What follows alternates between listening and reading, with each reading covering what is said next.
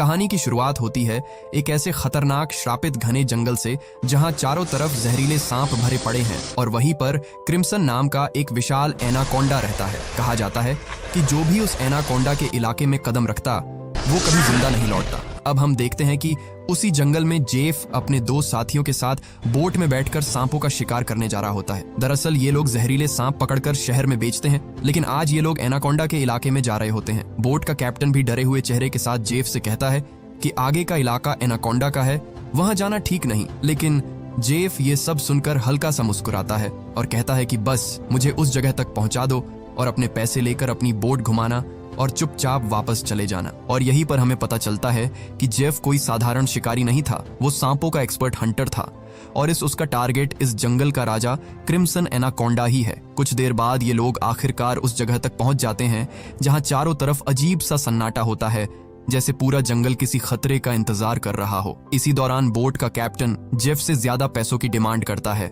वो कहता है कि इस जगह तक किसी को लाना अपनी मौत को बुलाने जैसा है, इसलिए मुझे ज्यादा पैसे चाहिए। जेफ ये सुनकर अपनी जेब से पैसे निकालता है और कैप्टन की तरफ बढ़ा देता है, लेकिन जैसे ही कैप्टन पैसे लेने के लिए अपने दोनों हाथ आगे करता है तभी जेफ जानबूझकर सारे पैसे नीचे गिरा देता है, जिसे बोट का कैप्टन झुककर उठाने लगता है। लेकिन जैसे ही वो मुस्कुराते हुए वापस जेफ की तरफ देखता है तभी जेफ अचानक उसके गले में चाकू घोंप देता है और बेरहमी से उसका गला काटकर उसका सिर नदी के पानी में फेंक देता है। ये सब कुछ नदी के किनारे खड़े जेफ के दोनों साथी भी देख रहे होते हैं। ये देखकर वो दोनों बुरी तरह डर जाते हैं। इसके बाद जेफ उनके पास आता है और उन्हें धमकी देते हुए कहता है कि अगर तुम दोनों ने भी मुझे धोखा देने की कोशिश की तो तुम्हारा भी यही हाल होगा। इसके बाद ये तीनों जंगल के अंदर आगे बढ़ने लगते हैं। कुछ देर बाद इन्हें वहां सांपों की एक विशाल मूर्ति दिखाई देती है। उसे देखकर जेफ समझ जाता है कि क्रिम्सन एनाकोंडा का यही इलाका है। दूसरी तरफ जेफ के दोनों साथियों को वहां काफी सारे जहरीले सांप मिल जाते हैं। ये देखकर वो खुश हो जाते हैं और जल्दी जल्दी उन सांपों को पकड़कर बैग में भरने लगते हैं, क्योंकि ब्लैक मार्केट में इन सांपों की काफी ज्यादा कीमत है। लेकिन जेफ का ध्यान इन छोटे सांपों पर नहीं होता, वो तो सिर्फ इस जंगल के सबसे खतरनाक शिकारी यानी क्रिम्सन एनाकोंडा को ढूंढ रहा होता है। कुछ देर बाद उनमें से एक आदमी सांपों से भरे बैग को लेकर अकेला वापस बोट की तरफ आता है, लेकिन तभी उसकी नजर पानी में खड़ी एक सरकटी लाश पर पड़ती है। वो देखकर दंग रह जाता है, क्योंकि वो लाश उसी आदमी की होती है जिसे जेफ ने कुछ देर पहले मारा था। लेकिन तभी वो लाश अचानक पानी के अंदर डूब जाती है और अगले ही पल पानी के नीचे से कोई विशाल चीज तेजी से उसकी तरफ बढ़ने लगती है। ये देखकर वो आदमी डर के मारे जंगल की तरफ भागने लगता है, लेकिन तभी बिजली जैसी रफ्तार से एक विशाल एनाकोंडा उस पर हमला कर देता है और उसे बुरी तरह जकड़ लेता है। वो विशाल एनाकोंडा उस आदमी की बॉडी पर लिपटकर उसकी हड्डियां तोड़ देता है और फिर अपना बड़ा सा मुंह खोलकर उसे जिंदा खाने लगता है। दूसरी तरफ हम उसके दूसरे साथी को देखते हैं जो सांपों से भरा बैग लेकर जंगल के अंदर आगे बढ़ रहा होता है। लेकिन तभी वो अचानक एक जगह रुक जाता है, क्योंकि उसने कुछ ऐसा देख लिया था जिसे देखकर उसकी सांसें तक रुक जाती है। असल में उसने उसी विशाल एनाकोंडा की बॉडी को जंगल में रेंगते हुए देख लिया था। वो एनाकोंडा धीरे धीरे एक पेड़ पर चढ़ रहा होता है और उसके फूले हुए पेट को देखकर साफ समझ आ रहा था कि उसने किसी इंसान को जिंदा निगल लिया है। अब इससे पहले कि वो आदमी अपनी जान बचाकर वहां से भाग पाता, तभी वो एनाकोंडा उसके साथी की लाश को वापस उगल देता है। ये देखकर वो आदमी बुरी तरह डर जाता है, लेकिन अगले ही पल वो विशाल सांप उस पर हमला कर देता है और उसे बुरी तरह जकड़ लेता है। वो एनाकोंडा उसे जोर जोर से दबाने लगता है, उसकी हड्डियां टूटने की आवाजें आने लगती हैं और फिर पेड़ से लिपटकर वो उसे भी जिंदा खाने लगता है। ये सब कुछ थोड़ी दूरी से जेफ भी देख रहा होता है, लेकिन हैरानी की बात ये थी कि अपने साथियों को मरता देखकर भी जेफ बिल्कुल नहीं डरता, बल्कि वो खुश हो रहा होता है। दरअसल जेफ यही चाहता था कि कोई उस एनाकोंडा का चारा बने, ताकि शिकार को खाते समय उसका ध्यान भटक जाए और उसी मौके पर वो उसे बेहोश करके पकड़ सके। इसके बाद जेफ अपनी शॉटगन निकालता है और एनाकोंडा को बेहोश करने ही वाला होता है, लेकिन तभी अचानक पूरे जंगल में जानवर और पक्षी जोर जोर से आवाजें निकालने लगते हैं। उन आवाजों को सुनते ही वो विशाल एनाकोंडा अपने शिकार को वहीं छोड़ देता है और तेजी से जंगल के अंदर चला जाता है। अब आखिर ऐसा क्या आने वाला था जिससे जंगल के सारे जानवर तक डर गए थे? यहीं पर सीन कट होता है और हमें एक सर्कस शो दिखाया जाता है, लेकिन ये सर्कस अब बंद होने की कगार पर था, क्योंकि अब कोई भी इस सर्कस को देखने नहीं आता था। इसी दौरान सर्कस के मालिक के पास बिल याग नाम का एक लड़का आता है। वो सर्कस के मालिक को पैसों से भरा एक सूटकेस देता है और सर्कस में काम करने वाले सभी लोगों को खरीद लेता है, क्योंकि वो थाईलैंड जाकर एक नया सर्कस शुरू करना चाहता था। सर्कस के लोग बिल याग के पास इतने सारे पैसे देखकर हैरान रह जाते हैं, क्योंकि कुछ साल पहले तक बिल याग बहुत गरीब हुआ करता था। वो भी इन्हीं लोगों के साथ सर्कस में काम करता था, लेकिन अब अचानक वो इतना अमीर कैसे बन गया, ये बात किसी को समझ नहीं आ रही थी। अगली सुबह बिल याग सभी लोगों को बोट के जरिए थाईलैंड ले जाने का प्लान बनाता है, और क्योंकि उसने उन सबको खरीद लिया था, इसलिए मजबूरी में सभी उसकी बात मानकर बोट में बैठ जाते हैं। इसके बाद बोट का कैप्टन बोट को आगे बढ़ाने लगता है। रास्ते में बिल याग चुपके से बोट के बाथरूम में जाता है और किसी को कॉल करता है। कॉल पर वो सामने वाले से कहता है कि डिलीवरी तैयार है, जल्द ही मैं इन लोगों को लेकर तुम्हारे पास पहुंच जाऊंगा। बिल याग की ये बातें सुनकर साफ पता चल रहा था कि वो बोट पर मौजूद लोगों के साथ कुछ बहुत गलत करने वाला है। कुछ दूर आगे जाने के बाद ये लोग देखते हैं कि नदी का रास्ता पूरी तरह बंद पड़ा है। ये देखकर बोट का कैप्टन कहता है कि हम दूसरे रास्ते से जा सकते हैं, लेकिन उस रास्ते से थाईलैंड पहुंचने में काफी ज्यादा समय लगेगा। लेकिन बिल याग को ये बात बिल्कुल पसंद नहीं आती। वो गुस्से में कैप्टन को धमकी देते हुए कहता है कि चाहे कुछ भी हो जाए, हमें समय पर थाईलैंड पहुंचना ही होगा, क्योंकि वहां के शो के पैसे वो पहले ही एडवांस में ले चुका है। वो कहता है कि अगर हम समय पर शो नहीं कर पाए तो हम पूरी तरह बर्बाद हो जाएंगे। तब बोट का कैप्टन कहता है कि अगर तुम लोग लंबे रास्ते से नहीं जाना चाहते तो हमारे पास सिर्फ एक ही रास्ता बचता है। वो उन कंटेनर्स की तरफ देखते हुए कहता है कि हम इन सब चीजों को बम से उड़ा देंगे और अपना रास्ता बनाकर यहाँ से निकल जाएंगे। बिल याग को कैप्टन का ये आइडिया सही लगता है और वो इसके लिए तुरंत तैयार हो जाता है, लेकिन इन्हें बिल्कुल अंदाजा नहीं था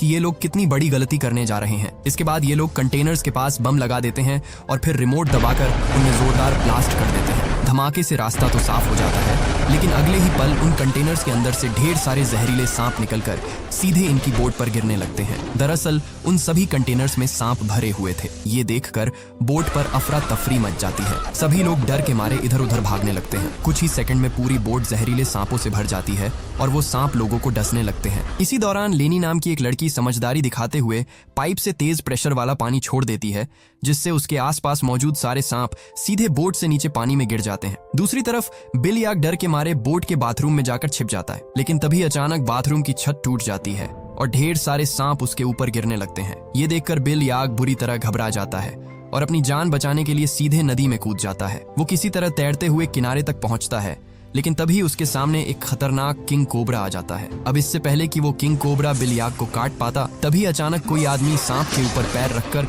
उसे कुचल देता है और बिल याग की जान बचा लेता है। और ये आदमी कोई और नहीं बल्कि जेफ होता है। जेफ यहाँ सभी लोगों से झूठ बोलते हुए कहता है कि वो एक वाइल्ड एक्सप्लोरर है और जंगल में हुए एक एक्सीडेंट की वजह से यहाँ फंस गया था। तभी सर्कस का एक आदमी जिसका नाम जियाऊ होता है, अचानक अपने कान को पकड़कर जोर जोर से चिल्लाने लगता है। उसके कान में इतना भयानक दर्द हो रहा होता है कि वो नीचे गिर जाता है। ये देखकर जेफ उसके पास आता है और ध्यान से उसके कान के अंदर देखने लगता है। तभी उसे समझ आ जाता है कि आखिर जियाऊ के कान में क्या चीज है। इसके बाद जेफ अपनी उंगली पर हल्का सा कट लगाता है और उसे जियाऊ के कान के पास ले जाता है। तभी अगले ही पल जियाऊ के कान के अंदर से एक पतला जहरीला सांप बाहर निकलता है और सीधे जेफ की उंगली पर काट लेता है। लेकिन हैरानी की बात यह थी कि सांप के काटने के बाद भी जेफ को कुछ नहीं होता। वो आराम से उस सांप को पकड़कर पानी में फेंक देता है। ये देखकर लेनी बुरी तरह हैरान रह जाती है। वो सोचने लगती है कि आखिर जहरीले सांप के काटने के बाद भी जेफ पर जहर का असर क्यों नहीं हुआ। दरअसल लेनी को सांपों के बारे में काफी जानकारी होती है। वो जानती थी कि किसी इंसान को सांप के जहर से इम्यून बनने के लिए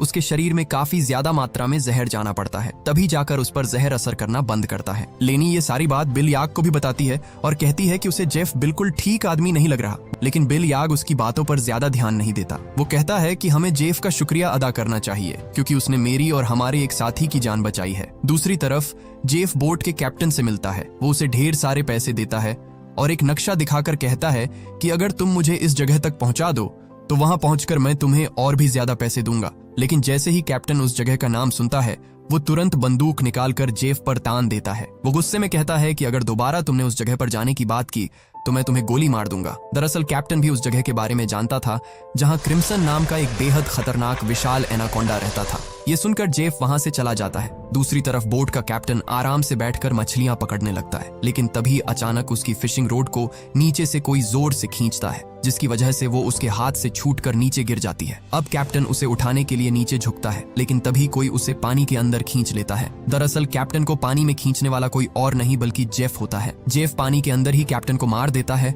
और फिर उसकी बॉडी को उस जंगल में मौजूद विशाल एनाकोंडा को बुलाने के लिए चारे की तरह इस्तेमाल करता है। कुछ देर बाद सभी लोग कैप्टन को ढूंढने लगते हैं, लेकिन वो उन्हें कहीं भी नहीं मिलता। ये देखकर लेनी को जेफ पर शक होने लगता है। वो जेफ से पूछती है कि कैप्टन कहाँ है, कहीं तुमने उसे मार तो नहीं दिया। लेकिन जेफ आराम से जवाब देता है कि उसे कैप्टन के बारे में कुछ नहीं पता। वो कहता है कि ये जंगल है यहाँ इंसानों का गायब होना आम बात है। तभी अचानक पूरे जंगल में अजीब सा शोर गूंजने लगता है। सारे पक्षी और जानवर डरकर भागने लगते हैं। ये देखकर सभी लोगों की सांसें अटक जाती हैं। तभी अचानक उन्हें पानी के अंदर से कुछ अजीब सी हलचल सुनाई देती है। ये देखकर एक आदमी डरते हुए पूछता है कि आखिर ये आवाज कैसी है। लेकिन तभी जेफ मुस्कुराते हुए कहता है कि कुछ बड़ा आने वाला है। जेफ के चेहरे की खुशी देखकर साफ समझ आ रहा था कि वो इसी खतरे का इंतजार कर रहा था। तभी हम देखते हैं कि नदी की गहराई में एक विशाल एनाकोंडा तेजी से जेफ के लगाए हुए जाल की तरफ बढ़ रहा होता है और अगले ही पल जेफ की लगाई हुई फिशिंग रोड जोर जोर से नीचे की तरफ खींचने लगती है।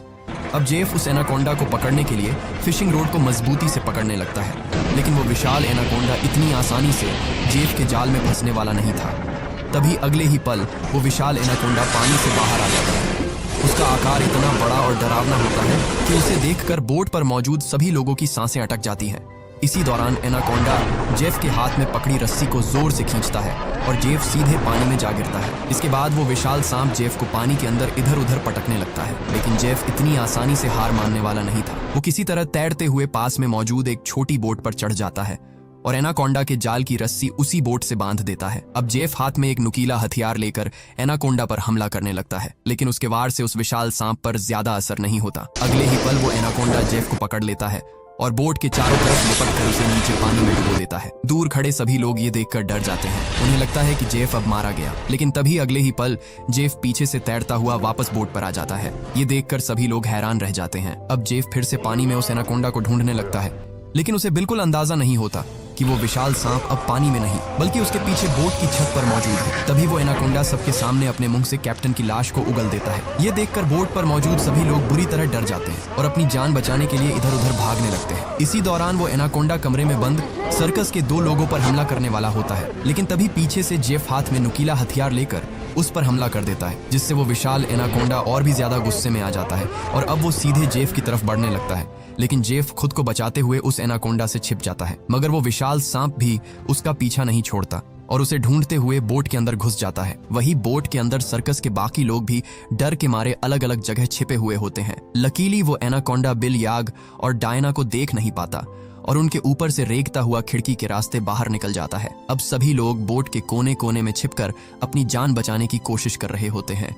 इसी दौरान वो एनाकोंडा लोगों को ढूंढते हुए बाथरूम की तरफ पहुंचता है, जहां उसे एक बच्चा और जियाऊ दिखाई दे जाते हैं। उन्हें देखते ही वो तुरंत उन पर हमला कर देता है, लेकिन दोनों किसी तरह खुद को बचाकर वहां से भाग जाते हैं। तभी लेनी भी उनके पास पहुंच जाती है, लेकिन जैसे ही वो विशाल एनाकोंडा लेनी पर हमला करने वाला होता है, तभी जियाऊ समझदारी दिखाते हुए उसके सिर के सामने एक बड़ा मटका कर देता है और अगले ही पल एनाकोंडा का सिर उस मटके के अंदर फंस जाता है। अब वो विशाल सांप अपना सिर बाहर निकालने के लिए बुरी तरह तड़पने लगता है। इसी अफरा तफरी में वहां रखा केरोसिन और नायल का गैलन नीचे गिर जाता है। दूसरी तरफ एनाकोंडा पूरी तरह बेकाबू होकर यहाँ वहां खुद को मारने लगता है और आखिर में वो अपना सिर जोर से बोट पर पटकता है, जिससे मटका टूट जाता है और उसका सिर बाहर निकल आता है। लेकिन आजाद होते ही पीछे से जेफ उसके गले में रस्सी का फदा डाल देता है। अब इससे पहले कि जेफ उस एनाकोंडा को पकड़ पाता, तभी नीचे फैले केरोसिन ऑनयल में आग लग जाती है और देखते ही देखते आग पूरी बोट में फैलने लगती है। कुछ ही सेकंड बाद आग बोट में रखे बमों तक पहुंच जाती है और बोट में जोरदार ब्लास्ट होने लगते हैं। तभी अगले ही पल पूरी बोट में एक बहुत बड़ा धमाका होता है। ये देखकर बोट पर मौजूद सभी लोग अपनी जान बचाने के लिए नदी में कूद जाते हैं, लेकिन जेफ ने एनाकोंडा के गले में रस्सी बांधी हुई थी, जिस वजह से वो वहां से निकल नहीं पाता और आग में जलकर मर जाता है। दूसरी तरफ बाकी लोग किसी तरह तैरते हुए नदी के किनारे तक पहुंच जाते हैं। अपनी जलती हुई बोट को देखकर बिल याग रोने लगता है, क्योंकि अब वो लोग समय पर थाईलैंड नहीं पहुंच सकते थे। वही सर्कस के बाकी लोग बुरी तरह डरे हुए होते हैं, क्योंकि वो जंगल के बीचों बीच फंस चुके थे और अब उनके पास वापस जाने के लिए कोई बोट भी नहीं बची थी। लेकिन लेनी समझ चुकी थी कि इन सब के पीछे असली जिम्मेदार जेफ ही था। लेनी गुस्से में जेफ से कहती है कि उसने इन लोगों की बोट को एक जाल की तरह इस्तेमाल किया और अगर वो ऐसा नहीं करता तो ये सब लोग इतनी बड़ी मुसीबत में कभी नहीं फंसते। लेकिन जेफ उसकी बात सुनकर भी बिल्कुल नहीं डरता। वो कहता है कि क्या तुम लोगों को अंदाजा भी है कि उस एक विशाल एनाकोंडा की कीमत कितनी है? वो कहता है कि अगर तुम लोगों ने उसे पकड़ने में मेरा साथ दिया होता तो आज हम सब करोड़पति बन चुके होते। बस फिर क्या था। पैसों का नाम सुनते ही बिल याग की आंखें चमक उठती हैं। वो तुरंत थाईलैंड जाने का प्लान कैंसिल कर देता है और दौड़कर जेफ के पास आता है। बिल याग कहता है कि वो जेफ के साथ है और पूछता है कि आखिर उस एनाकोंडा को पकड़ने के लिए उन्हें क्या करना होगा। इसके बाद जेफ एक मैप निकालता है और सबको दिखाते हुए कहता है कि अगर तुम लोग मेरी मदद करोगे तो इस रास्ते से मैं तुम्हें एक दिन के अंदर थाईलैंड पहुंचा दूंगा। ये सुनकर बिल, याग और बाकी लोग जेफ के साथ जाने के लिए तैयार हो जाते हैं, लेकिन लेनी को जेफ पर बिल्कुल भरोसा नहीं होता, इसलिए वो उसके साथ जाने से साफ मना कर देती है। तभी अचानक सर्कस टीम की एक लड़की की तबीयत बिगड़ने लगती है। जब बिल, याग उसके कंधे को ध्यान से देखता है तब उन्हें पता चलता है कि उसे एक बेहद जहरीली मकड़ी ने काट लिया है, जिसके जहर से वो मर भी सकती थी। ये देखकर जेफ बाकी लोगों से कहता है कि उसके पास ऐसी दवाई है जो उस लड़की की जान बचा सकती है, लेकिन वो दवाई उसकी बोट में रखी हुई है और अगर वो लोग उस लड़की को बचाना चाहते हैं तो उन्हें उसे उसकी बोट तक पहुंचाना होगा। अब लड़की की जान बचाने के लिए ना चाहते हुए भी लेनी जेफ के साथ जाने के लिए तैयार हो जाती है। इसके बाद सभी लोग जंगल के अंदर सफर शुरू कर देते हैं। कई घंटों तक चलते रहने के बाद जब एक आदमी नदी का पानी पीने लगता है तभी जेफ उसे रोक देता है। जेफ सभी लोगों से कहता है कि इस नदी का पानी भूलकर भी मत पीना। वो बताता है कि इस पानी में ऐसे खतरनाक कीड़े रहते हैं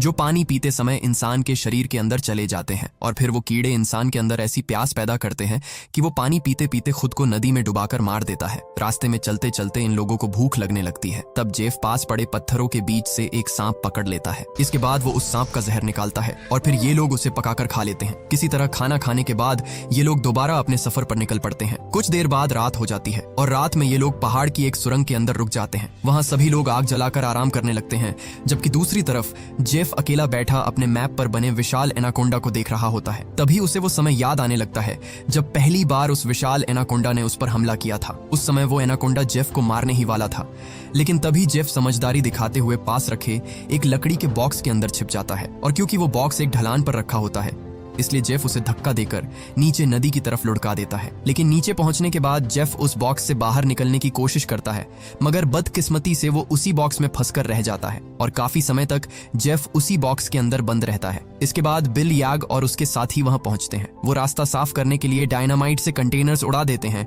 और उसी धमाके की वजह से जेफ उस बॉक्स से बाहर निकल आता है। सीन फिर से प्रेजेंट में आता है जहां जेफ अभी भी उस मैप को देख रहा होता है। तभी बिल, याग उसके पास आता है और पूछता है कि क्या वो उसी विशाल एनाकोंडा को पकड़ना चाहता है। तब जेफ कहता है कि वो कोई साधारण एनाकोंडा नहीं है बल्कि इस पूरे जंगल का राजा है। वो कहता है कि जंगल का हर जानवर उससे डरता है और उसने अपने जैसे कई विशाल एनाकोंडा तक को मार डाला है। जेफ कहता है कि अगर वो लोग उसे पकड़ने में कामयाब हो गए तो वो रातों रात मिलेनियर बन जाएंगे। बस फिर क्या था। पैसों का नाम सुनते ही बिल, याग तुरंत कहता है कि वो भी उस एनाकोंडा को पकड़ने में उसका पूरा साथ देगा। इसके बाद काफी रात हो जाती है और सभी लोग सो जाते हैं, लेकिन तभी सर्कस टीम के एक आदमी की अचानक किसी अजीब सी आवाज से आंख खुल जाती है। वो उठकर देखता है कि उसका भाई वहां मौजूद नहीं है। इसके बाद वो उसे ढूंढते हुए सुरंग से बाहर निकलता है और नदी के पास पहुंच जाता है, लेकिन वहां पहुंचते ही वो जो देखता है उसे देखकर उसके होश उड़ जाते हैं। दरअसल उसका भाई खुद को नदी के पानी में डुबाने की कोशिश कर रहा होता है। वो आदमी तुरंत उसे रोकने की कोशिश करता है, लेकिन उसका भाई उसकी एक भी बात नहीं सुनता। तभी उसकी नजर अपने भाई की नाक पर पड़ती है जहां से अजीब से कीड़े बाहर निकल रहे होते हैं। ये देखकर वो समझ जाता है कि उसके भाई ने नदी का पानी पी लिया था और जेफ ने इन्हें पहले ही बताया था कि इस पानी के अंदर मौजूद कीड़े इंसान के शरीर में जाकर उसे ऐसी प्यास देते हैं कि वो खुद को पानी में डुबाने पर मजबूर हो जाता है और अगले ही पल ठीक ऐसा ही होता है। उसका भाई खुद को पानी में डुबाकर मर जाता है। अपने भाई की मौत देखकर वो आदमी बुरी तरह टूट जाता है और रोते हुए वापस सुरंग के अंदर चला जाता है। अगली सुबह सभी लोग फिर से अपने सफर पर निकल पड़ते हैं। कई घंटों तक चलने के बाद आखिरकार ये लोग एक नदी तक पहुंच जाते हैं, लेकिन अब अपनी मंजिल तक पहुंचने के लिए इन्हें उसी नदी के अंदर से पैदल होकर गुजरना पड़ता। शुरुआत में सभी लोग नदी में उतरने से डर रहे होते हैं, लेकिन कोई दूसरा रास्ता ना होने की वजह से मजबूरी में वो नदी के अंदर उतर जाते हैं। थोड़ा आगे जाने के बाद अचानक एक लड़का नीचे की तरफ इशारा करता है और तभी हम देखते हैं कि इन लोगों को विशाल एनाकोंडा ने चारों तरफ से घेर लिया था। इसी दौरान उनका वही साथी जिसका भाई पिछली रात मरा था डर के मारे सबसे पीछे चल रहा होता है, लेकिन तभी पीछे से एक विशाल एनाकोंडा उस पर हमला कर देता है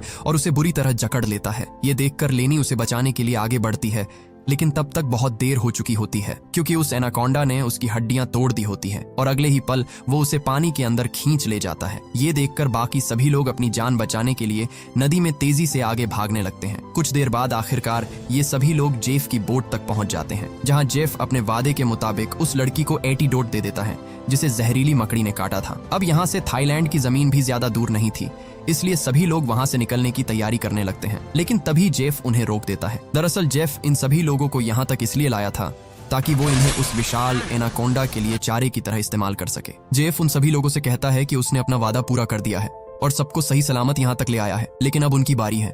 और अब उन्हें भी उसका साथ देना होगा। तभी वो छोटा बच्चा जेफ से कहता है कि अगर उसकी मदद उस विशाल एनाकोंडा को पकड़ने से जुड़ी है तो वो लोग उसकी कोई मदद नहीं करेंगे। ये सुनते ही जेफ तुरंत अपनी बंदूक निकाल लेता है और दूसरी तरफ बिलयाग भी चाकू निकालकर उसका साथ देने लगता है। बिलयाग बाकी लोगों से कहता है कि जेफ जो भी कह रहा है उन्हें उसकी बात माननी होगी, लेकिन लेनी गुस्से में कहती है कि क्या वो लोग पागल हो गए हैं, उस विशाल एनाकोंडा को पकड़ना नामुमकिन है और वो लोग अपनी जान खुद खतरे में डाल रहे हैं। तब जेफ कहता है कि वो सही कह रही है, उस एनाकोंडा को पकड़ना आसान नहीं है लेकिन नामुमकिन भी नहीं। वो कहता है कि जब वो एनाकोंडा अपने शिकार को खा रहा होगा और उसका ध्यान भटका होगा तभी उसे पकड़ा जा सकता है। इसके बाद जेफ और बिल याग सर्कस टीम के 2 लोगों को रस्सी से बांध देते हैं ताकि उन्हें एनाकोंडा के लिए चारे की तरह इस्तेमाल किया जा सके। ये देखकर वो छोटा बच्चा बिल याग से पूछता है कि वो ऐसा क्यों कर रहा है, अगर सब लोग मर गए तो उसकी सर्कस में परफॉर्म कौन करेगा। लेकिन ये सुनकर बिल याग जोर जोर से हंसने लगता है। वो कहता है कि क्या इन लोगों ने कभी सोचा नहीं कि कुछ ही सालों में वो अचानक इतना अमीर कैसे बन गया। फिर वो अपनी असली सच्चाई बताता है। वो कहता है कि वो इन्हें थाईलैंड सर्कस दिखाने नहीं ले जा रहा था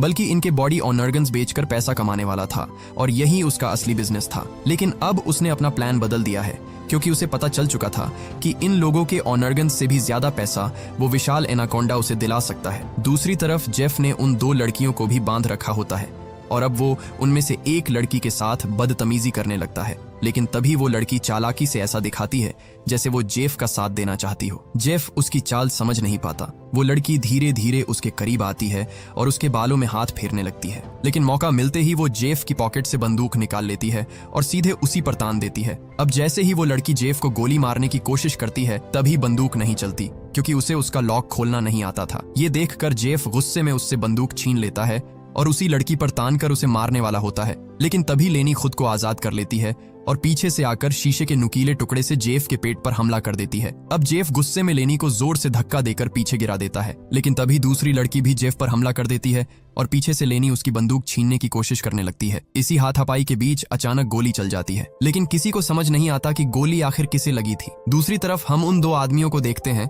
जिन्हें बिल याग और जेफ ने एनाकोंडा के लिए चारे की तरह बांध रखा था। वो दोनों डर के मारे बुरी तरह कांप रहे होते हैं। कुछ देर बाद एक विशाल एनाकोंडा धीरे धीरे उन्हीं की तरफ बढ़ने लगता है। वही दूर खड़ा बिल याग मजे से ये सब देख रहा होता है। दरअसल वो इंतजार कर रहा था कि जैसे ही एनाकोंडा उन लोगों पर हमला करेगा वो रस्सी खींचकर उसे जाल में फंसा लेगा। लेकिन बिल याग को बिल्कुल अंदाजा नहीं था कि उसके ठीक ऊपर एक दूसरा विशाल एनाकोंडा उसकी तरफ बढ़ रहा है। अब इससे पहले कि बिल याग उसे देख पाता वो विशाल सांप उस पर हमला कर देता है और उसे अपने साथ उठाकर ले जाता है और उसी दौरान बिल याग के हाथ से रस्सी छूट जाती है जिसकी वजह से जाल नीचे गिर जाता है और चारे की तरह बंधे दोनों आदमी उसके अंदर सुरक्षित हो जाते हैं। दूसरी तरफ जेफ उस लड़की को मारने की कोशिश कर रहा होता है, लेकिन तभी पीछे से लेनी एक बड़ी लकड़ी उठाकर जेफ के सिर पर मार देती है जिससे वो बेहोश होकर नीचे गिर जाता है। इसके बाद दोनों लड़कियां भागते हुए अपने साथियों के पास पहुंचती है और उन्हें जाल से आजाद कर देती है। लेकिन बदकिस्मती से कुछ ही देर बाद जेफ को होश आ जाता है और वो गुस्से में उनकी तरफ बढ़ने लगता है। लेकिन तभी अचानक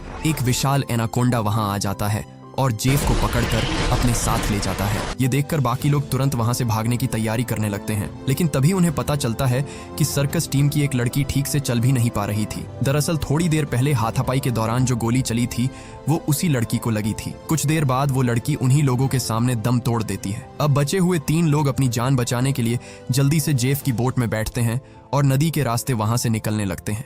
लेकिन तभी अचानक पीछे से जियाऊ के कंधे पर कुछ आकर लगता है। जब वो उसे निकाल कर देखता है तब उसे पता चलता है कि वो एक बेहोशी का इंजेक्शन था और कुछ ही सेकंड बाद जियाऊ बेहोश होकर नीचे गिर जाता है। दरअसल जियाऊ पर हमला करने वाला कोई और नहीं बल्कि जेफ होता है, यानी वो उस एनाकोंडा के हमले से भी बच गया था और उसने उस सांप का सिर काटकर उसे मार डाला था। इसके बाद जेफ उन तीनों लोगों को पकड़ लेता है और उन्हें फिर से एनाकोंडा के चारे की तरह बांध देता है। वो उनके चारों तरफ तेज धार वाली लोहे की तार लगा देता है और वहां खून भी छिड़क देता है ताकि एनाकोंडा जल्दी वहां पहुंचे। इसके बाद जेफ जाल की रस्सी पकड़कर थोड़ी दूरी पर जाकर खड़ा हो जाता है। कुछ देर बाद कई विशाल एनाकोंडा खून की गंध सूंघते हुए धीरे धीरे उन तीनों की तरफ बढ़ने लगते हैं। ये देखकर उन तीनों की हालत खराब हो जाती है क्योंकि अब उन्हें अपनी मौत बिल्कुल सामने दिखाई दे रही थी। अब वो सभी विशाल एनाकोंडा धीरे धीरे उन तीनों के काफी करीब पहुंच जाते हैं। लेकिन तभी अचानक एक बार फिर पूरे जंगल में जानवर और पक्षी जोर जोर से आवाजें निकालते हुए भागने लगते हैं और ये देखकर वहां मौजूद बाकी सभी एनाकोंडा भी डर कर एक एक करके पीछे हटने लगते हैं। लेकिन उनमें से एक एनाकोंडा